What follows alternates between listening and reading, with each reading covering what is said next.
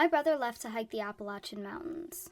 What came back is not him. My brother, Kevin, not his real name, I'm trying to keep some anonymity, has always been outdoorsy. Growing up, he would wander off into the woods behind my parents' property and stay out there for hours. He said that being out in nature brought him a lot of peace. A few months ago, things kind of spiraled for him. He lost his girlfriend, his job, and his apartment within 6 weeks. He ended up moving back home with me and my parents to try and get back on his feet. It was hard to see him like that. I mean, he was never someone I would describe as an eternal optimist, but that little spark he always had was gone. This past spring, I found him sitting at the kitchen table in the middle of the night. He was picking apart a piece of cold pizza, and it was the first time I had seen him almost eat something in days. I told him maybe he should get back out into nature, take some hikes, or maybe do a solo camping weekend. I said that I had noticed he had seemed down lately, and maybe being out in the world could help him get back to himself. In the moment, I wasn't sure if he was really hearing me, but he took a bite of pizza, squeezed my hand, said he loved me, and went back to his bedroom. The next morning, he announced to my parents that he was going to hike the Appalachian Trail.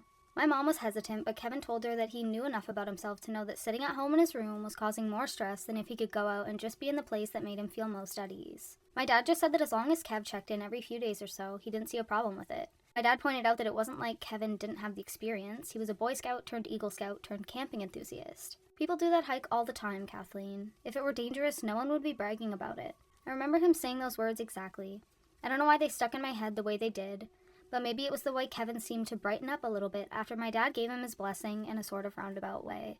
The next 2 weeks were spent helping my brother pack what he would need, registering his hike, and buying a plane ticket to Georgia where he would start his trip. The night he left, our mom was a mess. She kept fussing over him as if he wasn't a full-grown man. She kept asking if he had everything he needed, and he just kept assuring her he did and would check in with us once he got to the trailhead. Looking back now, he seemed genuinely excited. If I had known what would happen, I would never let him leave. My brother called like he said he would, just as he was beginning his trip. He even sent a photo in our family group chat that showed him up against a backdrop of purple blue mountains and lush greenery. He had a thumbs up and his signature slightly off-center smirk. He wrote, "Finally made it. Love you guys. Talk when I get better reception." Over the next few days, Kevin would send a photo or video, usually of his surroundings, but occasionally he would send a selfie with the caption, "Proof of life." But as the days wore on, we stopped getting updates as frequently.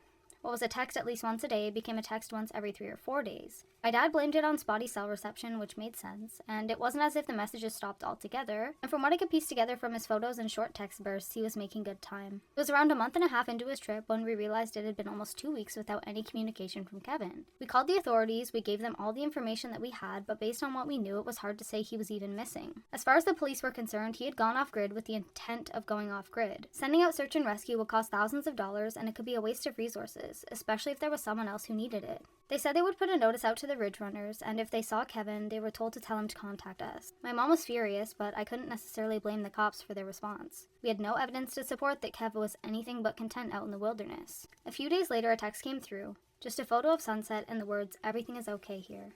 That began the new normal of conversation with my brother. There would be long stretches of time where we would hear nothing, just long enough for my mother to start panicking, and then we would get a blurry photo and a generic caption. "Look what I saw today," or "Wish you were here." One night, while going through the photos he had sent, I realized in the background of every shot from before we had called the police was a black smudge. It was too blurry to properly make it out, and it didn't seem to be an animal or something caught moving in the camera lens. But after the first photo he had sent after we thought he was missing, the smudge was gone. Kevin came home earlier than expected. He also hadn't told anyone his plans.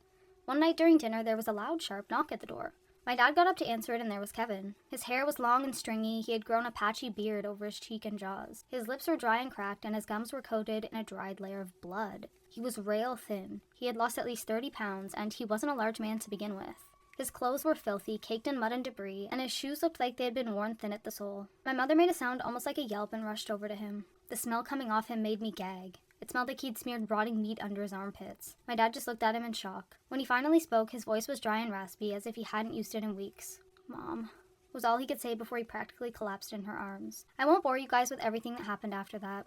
There was a lot of hugging, some tears, and then a very, very long shower. But something didn't feel right. Kev went to bed pretty much immediately after. He barely even looked at us. The next morning, he ate breakfast with a ferocity that made my skin crawl. He was gulping down huge mouthfuls of food, barely stopping to breathe. My mom just kept piling his plate with bacon, eggs, and toast. He stopped only after he had consumed a whole loaf of bread, 2 packages of bacon, and nearly 2 dozen eggs. I tried to ask him about the trip, tried to get him to say anything at all, really, but all I got were grunts and uh-huhs before he lumbered back off to his bedroom. The next few days were more of the same. Kev eating an insane amount of food, sleeping for hours, and then mumbling his way through conversations. It took about a week for him to start communicating like a human being again, but even then it was stilted, awkward, and unnatural. He's been home for almost a month now and something isn't right. His voice, it's changed somehow. It's still his voice, but it's like there's a second voice buried underneath it, like someone's trying to harmonize while he speaks. He lumbers around the house like his knees are locked in place, but he refuses to go to the doctors. The worst part is the smell. It still won't go away. No matter how often or how long he showers, he still reeks like death. I could have maybe ignored all this, maybe blame it on being isolated in the woods for weeks, but after what happened tonight,